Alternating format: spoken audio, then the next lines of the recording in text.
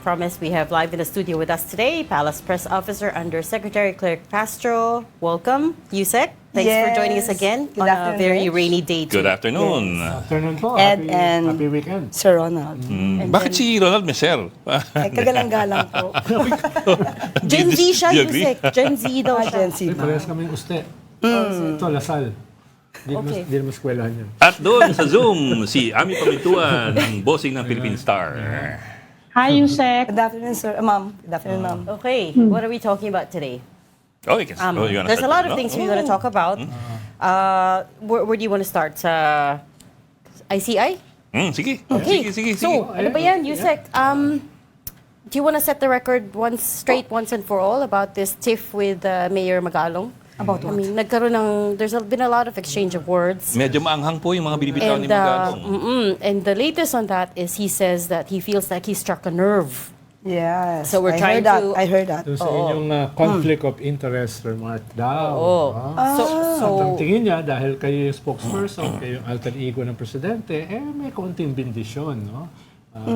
Kaya na-hurt Hindi, siya. what I heard a while ago, parang iba yung kwento niya na parang there's someone who is powerful who asked me to do that and he thinks it's not the president. So, malaking malaking blunder on his part. Because I will only be speaking as palace officer at wala po tayong ibang sasabihin doon kundi kung ano po yung manggagaling sa palasyo at kung ano yung manggagaling sa Pangulo. With regard to the fact na I was told by the President na if there is any violation of the Constitution regarding the position and that he will be asking the legal team, galing po talaga yun sa Pangulo. So hindi pwedeng sabihin po ni Mayor Magalong na may nag-utos lamang sa akin nun. Hindi po magandang insinuation yung sinasabi niya. And at the same time, if he thinks there's someone powerful who asked me to do that, name names. Tell me. Kung sino yan? Kasi sabi nga kanina, hanggat wala siyang pinapangalanan, itong kanyang mga insinuation ay mananatiling guni-guni at haka-haka. At as an investigator, siguro dapat mas clear ang kanyang sinasabi at specific. Kasi otherwise, pwede siyang makapanira ng integridad ng ibang tao. Malamang at ito ay madadami pa ang Pangulo. Although ililis ko ang Pangulo dito dahil ako lang naman ang kanyang tinitira dito o pinaparinggan, but still, sino yung sinasabi niya na powerful na nag-utos sa akin, di umano. Pero sinabi rin niya naman niya na hindi niya alam. So kung wala siyang alam dito, bakit niya pa sasabihin ito na may someone powerful na nag-utos sa akin pero hindi niya alam? So, parang contradicting. At meron daw may nagsabi daw sa kanya na hindi niya trabaho ang mag-imbestiga. Ang trabaho daw niya ay mag-advise lang.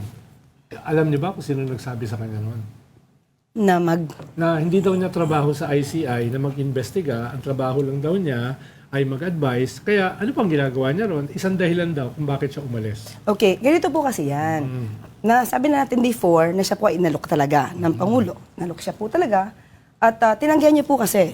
So kapag ka po nagdoble po yung trabaho niya, there will be conflict doon sa position. Hindi conflict of interest, but more on the position that it will be considered as against the Constitution. Kasi magduduwa siya. Why didn't the palace think of that before? I mean, you have to admit it looks bad on Malacanang because he was in position for what, a week? Bago binawi or bago siya nag-resign? No, Whichever. hindi po binawi. Ganito po kasi yan. Nung hindi po siya pumayag na mag-resign as mayor, talagang kailangan lang po special special advisor in his voluntary capacity. So, hindi dapat din nagko-conflict doon sa trabaho niya as mayor dahil voluntary lang po eh.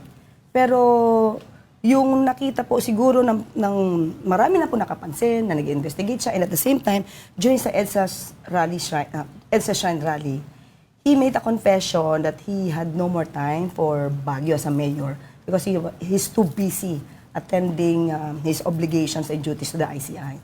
So, definitely, magko-conflict yun, being a mayor. You're saying he tried to resign as Baguio mayor? Baguio He City did not. mayor? He did not want. He didn't want. Yes. Okay. So that's the reason. You're saying then that the palace expected him to resign? Kasi him to meron take pong over ino-offer. That's why may ino-offer sa kanya. na mas malaking role. As a member of the Yes. commission talaga. Sa member tayo. As a member, and part of it is being an investigator. So that the trade-off for that would have been you take this position but you will have to resign. That Yes. was made clear to him at the Yes. start. Sabi ng Pangulo, we cannot blame him, pinili niya maging That was made mayor. clear to him at that time. At the time, it was, okay. That when he was being offered as a member. Yes, because at that time, it's the president who made this press briefing, and he was considered as a special advisor. And at the same time, inamin din naman po ni Mayor Magalong na wala po siyang papel na hawak. So I think it's sana po nakakuha siya ng anong papel for him to know the details ng kanyang role and as yung kanyang gagawing Ma'am, obligasyon. tapos, si Mayor Magalong sent me a video earlier featuring you on two separate dates. September 13, 2025, you were quoted as saying, teka ha, okay, tinatalaga siya bilang special advisor. Hindi po, and Teka. Yung sa 26 ang sinabi niyo raw ay hindi siya tinatalaga sa pag-iimbestiga, only as a special advisor. Pero sa September 13, you were quoted as saying that he is an investigator as well. acting as investigator for the ICI, not special advisor and investigator. But when the president made his press briefing, it was very clear, even in the code card, his designation, or let's say, he was just considered as a special advisor. So malinaw naman po yun. And that's September 15. So September 15, mas latest po yun kaysa sa ating nasabi noong September 13. Because nga po of his refusal to let go of the position as mayor of Baguio. So hindi po sila nag-usap beforehand na, Mayor, you'll need to resign po before I can give you this position. I would have thought that was an important thing to talk about before making any announcement. Kasi mayor nga po siya ng isang malaking syudad sa norte. Alam naman po niya talaga hindi pwedeng magkaroon ng dual role. That's why he's special advisor in a voluntary capacity. Ganun po yun nangyari. Yusek actually, hindi lang naman yan yung medyo malalabo. Yung ibang mga observers ng ICI, meron nga daw kailangan pa rin linawin daw na mandate ng ICI, saka yung resources, yung mga tao, parang may mga kulang na kailangan iklaro. And apart from that, merong mga tao, including congressmen, na nagsasabi na dapat i-open to the public. Nilinaw ba yon dun sa ICI na, kasi inaasahan ng mga tao, akala nila parang agraba board dyan eh. O kaya yung sa fact-finding dun sa Manila, yung Rizal Park hostage taking, akala nila bukas. So nilinaw ba yun dun sa ICI kay Justice Reyes siguro na kailangan i-open nyo yan kasi yun ang expectation ng tao. From the start, malinaw. Kailangan close door yan and you will be functioning. In fact, hanggang ngayon hindi malinaw kung ano yung role nila eh. Prosecutorial ba sila? Fact-finding? Ano bang ginagawa? Kasi parang ngayon, parang naduduplicate lang eh. May kukunin sila, ipapasa sa ombudsman, papasa sa DOJ. Yung mga kaso, parang nadagdagan lang ng layer. Okay, ma'am, ganito po yan. Yung kung mag-investigate sila, kung gagawin itong public, nasa ICI na po yan. Kung ano po yung magiging polisiya nila dahil nga ito ay independent from the executive at hindi po makikialam ang Pangulo. Sa kanila na po yan. Kung ano yung proseso pong gagawin nila, nasa ICI na po yan. At yung sinasabi niyo po, ano yung isang question ni Ma'am Ami? Yung role niya, prosecutorial ba siya? Fact-finding? Okay. Ano ba exactly yung dapat gawin? Base sa EO 94 po kasi as we speak po, ang sinasabi po dyan ay recommendatory po. So lahat po na magagather nila na documents, they recommend it for the filing of the case to the ombudsman or to the DOJ po. So kumbaga sila lang po yung magagather ng evidence at kung may makikita po sila na prima facie, pwede po nila ito ipasa at bahala na rin po ang ombudsman dahil ang ombudsman naman po ay it has also the authority and the power to initiate the investigation. So mas mapapadali Dito na nga. po sa investigation. Mas mapapadali on the part of the DOJ and ombudsman kung kompleto na po yung papel at checkin na lamang po. So, mas madali na po. Kesa isa-isahin po nila yon. Pero anong But major at the same difference time, sa pwedeng USEC mag-motu proprio dun sa- yung di ba? dun sa DOJ kanila? and ombudsman. Kasi yung DOJ, inutusan din yung NBI na mag-investigate. Kasi ma'am, So pwede silang separate bodies and they can proceed as well. yes ma'am, but pag DOJ po and Ombudsman, tandaan natin, hindi lang po flood control projects, anomalous flood control projects ang iniimbestigahan nito. Marami po ito. Pero pagka meron pong isa na pinaka-investigating body, tutok po sila sa issues na to, infrastructure, flood control projects, mas madali na po silang mag-investigate lahat ng pwede lang kunin documents and then they can recommend for the filing of the case. But on Going the back- other hand, yung resources ng DOJ, NBI, saka ombudsman mas far greater than yung nakikita natin ngayon sa ICI. In fact, wala pa kami nakikita ngayon na yung staff nila, gaano ba kalaki yun ngayon. I mean, if you compare it with the prosecution service, kasi na iniisip ng mga tao, kung ganyan din lang, bakit din nila mag-DOJ? Hindi po, kasi Ang hinihintay ngayon, parang yung sa Senate, na alisin lang natin sa Senado kasi sabit nga yung mga, sa tingin natin, sabit yung mga senador, kaya ililipat sa ibang komisyon. Kaya yun ang iniintay nila. Bakit hindi naging open? Ma'am, I cannot talk in behalf of the ICI. May spokesperson po sila kung ba't ganun po yung kanilang procedure. But when it comes to DOJ and Ombudsman, as I have said a while ago, meron pa po, let's say yung DOJ, meron pong missing sa Bongeros. Ang dami pong pwedeng, marami po. Kahit po ako before na as practicing lawyer before, lahat ng kaso, tatambak po talaga sa DOJ. So, there should be one committee or commission Doing na- a separate investigation on Yes. it. But President Marcos, as the one who created this body, can ask them to open the proceedings. Hindi ba? Yeah. Maybe can suggest, but still, independent po ito. Hindi niya po ito pwedeng panghimasukan. So, sasabihin naman po, pag inutusan niya po yung ICI, sabihin niya, hawak niya yun. Hindi naman sa utos, but just to say, because the Parang people are procedural clamoring lang. for transparency, you have to open the proceedings. It depends upon the chairman. Kasi kung ang gusto po niya, medyo hindi ganon ka-open because yung mga taong pwede mabanggit lang, biglang maging judgmental lahat ng tao, lahat yan akusado. Pero yung pala, na-name drop lang. So, mahirap din po on the part nung naaakusahan. Siguro yun po yung tingin ng ICI sa ngayon. Siguro, USEC ang pwede, may mga parts ng investigation Yes, na pwedeng, na-close. may executive session, may mga parts na pwedeng open. Yung ganong klaseng combination. Para ma-assuage yung publiko na hindi naman ito Because very private. because the fear, I think a lot of people are worried that this could just become another channel or another avenue to hit the political enemies. Right, is what they're saying. Number one, it could be another avenue for the administration to,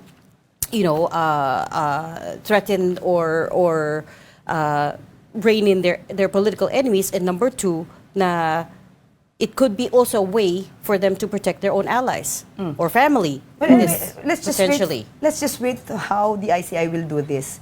Let's just wait for that. We cannot judge on that. So let's see why this ICI does not want to make it public.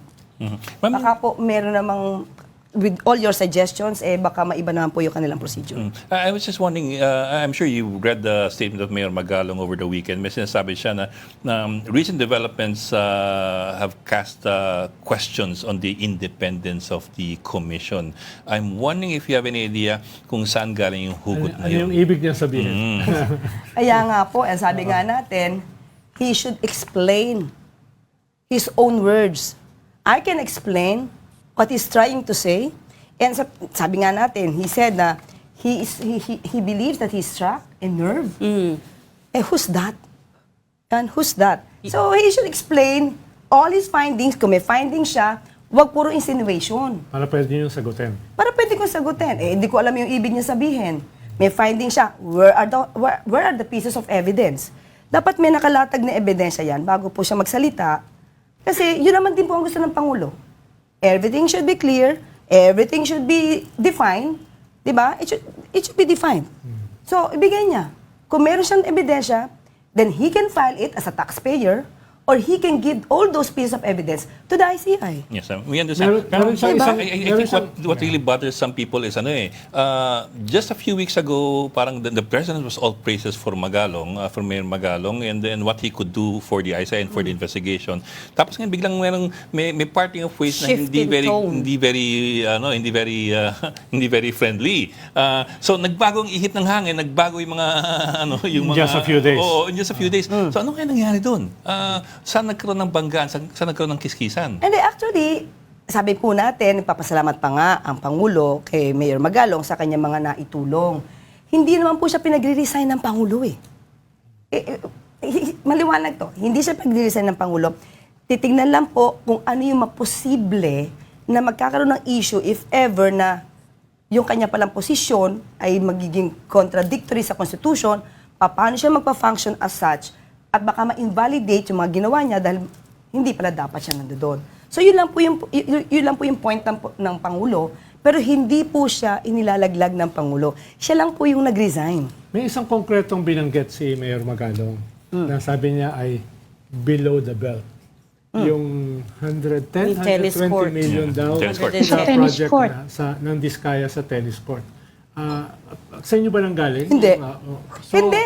So anong ibig sabihin niya na That- below the belt daw? When you talked about yung tennis court, that wasn't a signal to him? It did not come from me. It's from the reporter. He asked me about that. Ayan, sinabi And na prior sa to inyo, that- BJ. Yes. Prior to that, Ma'am Ami, it was already an issue. Nagtingin ka ba? News, hindi po sa akin galing eh. I was just asked about that. Kasi tinanong nila kasi the first question being thrown to me was how Attorney Hosaka was chosen. Diba? And Well, he was a sabi former namin- Supreme Court spokesperson Yes. too, so may So, connection with Justice Reyes. Yes, ang sabi namin, hindi po ang Pangulo ang pumili sa kanya. Choice po siya ng ICI at nirekomenda sa Pangulo. Because we still want this independence na makita ng tao na hindi nakikialam ang Pangulo. And a follow-up of that, because of yun na nga nangyari kay Mayor Magalong. Pero nagiging issue na po yan. That's why I was able to ask that to the President a day before. Sabi ko, may kumakalat na pong issue, not because of the tennis court, but yung position na nagkakaroon ng parang dual role. So kaya sabi ng Pangulo sa akin, sige, let the legal team do the study on that. So yun lang naman. Pero bakit naman naging, Below the belt. insult? Hindi po ako yung nag-start ng tennis court. Hindi po sa akin nanggaling yun.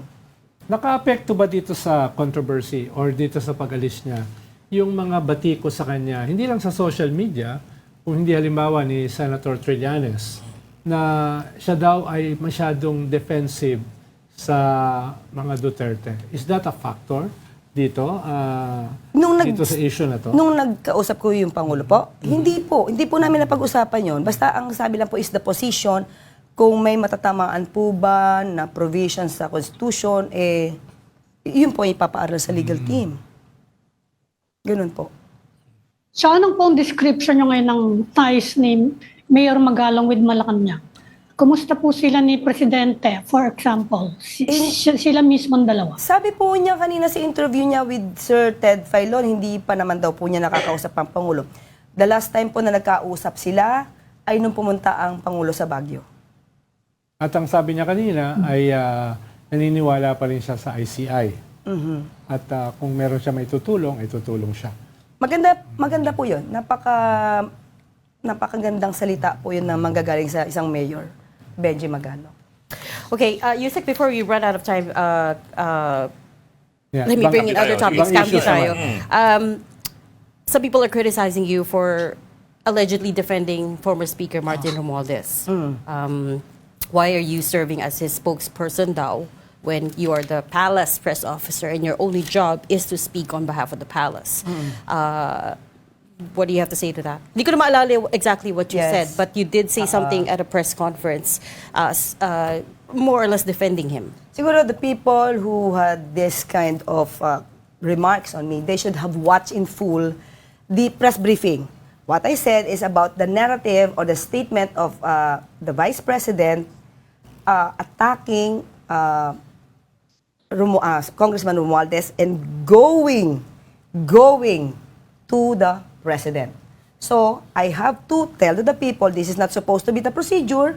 When you say na, and I quote, kung di ako nagkakamali, oo, balita, that's the word, nababalita na siya tumanggap ng suhol. It's all about Romualdez. So, I have to correct that, not to defend Romualdez, but to tell to the people that this should not be the procedure. Not all the people that will be mentioned, they will be considered as already convicted. There's no conviction. That's why ang sabi ko, iba po ang na-mention at iba po yung may conviction sa korte. So, after that, sabi natin, kasi sinabi niya, yung floodgate gown is going to the president. So, I have to refute that allegation. Because the president was the one who started all of this for the investigation of the anomalous flood control projects. So kaya nyo sinabi yon dahil yung atake kay Speaker Martin ay linked dun Yes. sa atake kay President Opo. Marcos ni Vice President. Yes. Yun yung context nun. Yes, so from the start pa lang, and I even said in the briefing na hindi ko po dinedepensahan si Congressman Romualdez, nagkataon lang, ito po yung pinaka-konteksto ng sinabi ng bise. Ini-start niya kay Romualdez at nililink niya ang Pangulo. So I have to refute everything na sinabi niya. And kahit naman sino, ito naman ay para in general, applicable na to sa lahat. Hindi lahat na mention, lahat guilty na. Yun naman yung gusto nating sabihin. Totoo naman po So, yun. that's true.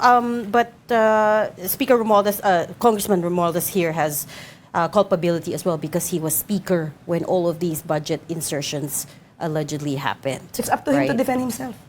Correct. That was the main criticism. But let me also go another way. When you look at Congress, of course, it is a supermajority who are allies of the president, the administration. In other words, the president wields an incredible amount of influence over almost the entire Congress. So my question is, how can the president dissociate himself from the actions of the people who follow? Basically, I know they're supposed to be independent, but of course, in reality, they're pretty much dependent on each other. How can the president dissociate himself from the actions of his allies in Congress where he has a supermajority? That would include, for example, people like, of course, Martin, who is a cousin, and Zaldico, who was part of the leadership and Appropriations Committee chairman for for almost the entire 19th Congress. So, yun po, how can the president dissociate himself Correct. from this mess? And of course, let's not forget what the other analysts have said to us, which is, would he have made it to the House leadership if not for President Marcos's blessing? Of course. Again, we will invoke the separation of powers. Whatever they do, if it is not known to the president, we cannot blame the president on that. That's it. Diba? Easy. But to Ed's question, can he actually disassociate himself from what went on in Congress, given his very close ties given the supermajority, given his very close ties with his cousin? Even if they are cousins, still, if the president does not know anything about what he did, so we can say that the president is innocent of that. We're Yusek, not would you saying know that he's kumusta na guilty. yung ties nung We're just saying na, magpinsan? Wala siya alam. Would you know? We're just saying at the very least, I wouldn't even say command responsibility. It's more of responsible influence. Hindi naman din po niya alam. Moral suasion. Hindi naman po niya alam kung nagme-meeting ito behind his back. Kung nag-meeting ba sila, pumunta ito sa House, pumunta sa Senate, nag-uusap sila. Alam ba ng presidente? But he signed the budget. Still, kahit sinay niya po yan po ang binigay sa kanila, And he was, nagkaroon ng veto. and we know for a fact that he was very unhappy with the 2025 budget. Sila na mismo Benito. nagsabi nun. Benito yung niya yung iba. Yeah. What was told to us was Benito at least 26 billion, but he wanted to do more, but they ran out of time. So he knew right from the get-go when he signed that budget, there there's was something something off about it. That's why he was very careful and is still now careful, and he wanted to investigate everything. Now, kung meron man mga insertions dyan na pinagkaperahan, kung ayoko maging judgmental, kung pinagkaperahan yan, he wants everything to be investigated. That's why. How would you... Yusek, kumusta sila ngayon? Sila nang magpinsan. Would you know? Have they been talking? Would you know? Personally, hindi ko po kasi nakikita si Congressman Romualdez sa vicinity ng Malacanang. So, wala po akong personal knowledge. Is it true that Yusek, yung Aguado House Yusek, belongs nung- to Speaker? Meron Congressman sila eh. Romualdez? Meron sila yung weekend, would you know? Nung Meron sila ng weekend family Get gathering. together. Oh. Tuloy-tuloy pa ba yun, would you know? Hindi ko po alam kung kasama si Congressman kasi nakikita ko sa mga pictures, family lang po talaga ng Marcos eh. Wala si Kwan doon, Wala wala si po. Speaker. Yusek, nung nilunsad ni President Marcos itong mahiya naman kayo campaign at nag-press con siya at sinimulan niya itong isumbong sa Pangulo with the list of the 15 largest Projects, contractors. contractors na involved dito sa flood control. Natansya ba niya kung saan ito aabot? Kung natansya ba niya saan ito matatapos? No? Dahil ang tinatamaan kasi primarily is political allies. Ibig sabihin, at the back of his mind, alam niya na ito ay pwedeng umabot sa kanyang political base at hanggang saan niya ito gustong dalhin. Siguro ang Pangulo po ay wala po kasing iniisip kung may matatamaan o wala. Sinabi naman po niya, kung kaalyado ko kayo at kayo yung sangkot dito, hindi ko na kaalyado. So hindi po niya inisip kung saan to po papunta, kung may matatamaan, basta ang gusto niya po ay maimbestigahan at maging maayos po yung pondo ng bayan. How far is he willing to go is yung second question ni Ronald, and may tanong doon what Malacanang is willing to do to bring back Congressman Zaldico. Former congressman, I should say, kasi nag-resign na siya. Well, depende na po yan sa House. At kung may kaso na po yan, if there will be a warrant of arrest, Well, the DOJ put him on blue notice, yes, right? It's just a blue notice. It is all about the whereabouts of Congressman Zaldico. But once there's a case, and once the warrant of arrest is issued by the court, well, he could be considered as fugitive, and there could be a call for a notice or request for a notice. Or even a cancellation. Yusek, nabanggit the din passport, ni President ng Malacanang na the President is ready to undergo a lifestyle check at kasama na doon yung pagre-release ng SALN niya. Kailan kaya yun mangyayari? Can we expect it anytime soon? Alam ko po, meron pong gagawing memorandum at sa isang ahensya for this lifestyle check. So, inaabangan lang po natin. What do you mean? Sorry. Yung you said- SALN niya, Para kung anong ahensya i-release na siyang ba? magsasagawa Sa ng lahat lifestyle ng check. mga government officials. may isang Yes. ahensya na mag-uumpisa noon. Yes, opo. Or a memo. A memorandum na yan. gagawa na. Ano. Tapos pwede kasi may existing agency na gagawa na. To conduct the license. Lifestyle We will check have to wait from- for that. And how far From top reaching to would it bottom? be? Let us see, hindi ko pa po nababasa. Hindi ko pa po nakikita kung ano yung Yung memo. yung memo. Oh, kasi that would be interesting eh. I Yung- mean, that would be really Yeah. interesting. Yung SALN kaya, yung SALN ni Presidente, hindi naman kailangan ibigay yung buong detalye. Ang nakukuha lang namin nun actually yung parang summary eh. Ano yung asset mo, liabilities and net worth, yun lang naman. Kasi yung iba, alam ko, I've talked to some officials, sabi nila, natatakot sila na lalabas yung detalyado nila doon ng mga assets. Baka daw sila maano ng mga criminal or something like that. Anyway, what the people need, yung final declaration lang. Kasi kahit redacted naman yun lang asset mo, liabilities mo, and your net worth. Pwede ba yung makuha na? Itatanong ko po sa Presidente. Pangulo. Ang sabi naman po dati ng Pangulo ay handa naman po siya. At itatanong po natin sa kanya. Sa context nitong ombudsman, dahil I was gonna ask the same with thing. this landscape, very volatile, It's ano bang, nasa na yung status ng ombudsman? It's going to be a very important position. Ngayon, alam niyo na ba kung paano, ano yung timeline dito? Dahil very critical at this point. Sa pagpili po, Yeah, oh. Sa pag-appoint. hindi ko pa po natanong ang Pangulo. Pagbalik ko po dito, yes, babalik pa ako po Kasi dito. lahat parang tagal na eh. Because ang daming pending issues that the new ombudsman has to take over, yes. right? Especially Yeah. His or her plate will be very full. Especially after ni-reject ng Supreme Court yung impeachment. No? And they'll The have onus will be transferred on the ombudsman. Yes. Well, Ang dami niyang we don't know that gagawin. with finality. Marami. We're still waiting on the Supreme Court's response to the MR by the House, right? Ma'am, teka, marap up na kasi kami muna ako. Yung September 21, we're trying to wrap our heads around what really happened there. Kasi ang sabi ng pulisya, mga grupo ng mga rapper yan, mga Jejemon. Hindi, Jenjen nata sinabi. Hindi Jejemon eh. Jeng-jeng. Jeng-jeng. Di Jeng, iba yung Jeng, Jejemon. sus. Oo. Trying kasi kasi kanina- maging Gen Z. Oo. eh. So we're trying to figure out, so what, kasi on one hand, you have the police saying that, and I think also Mayor Isko Moreno saying na parang something like that eh. On the other hand naman, there was you and there was John Vic Remulla saying that there was an attempt To burn Malacanang. to assault Malacanang and burn it. Meron po nakita talagang video eh. Meron po talagang nagsalita at ihanda ng lighter. Lighter. At sumugod sa Mendiola. Meron po talagang video. But my question to you is, do you think that there was a concerted, conspired effort to do it, or sila ko lang Conspiracy. nagdamdamin yun? A conspiracy, Kasi magkaiba yun. It's different when you have a plot to assault Malacanang and conduct an overthrow versus nagkasamaan ng loob at naglabas ng lighter. So, Pag may lighter, may molotov bomb, ihagis lang yan. Masusunog talaga yun.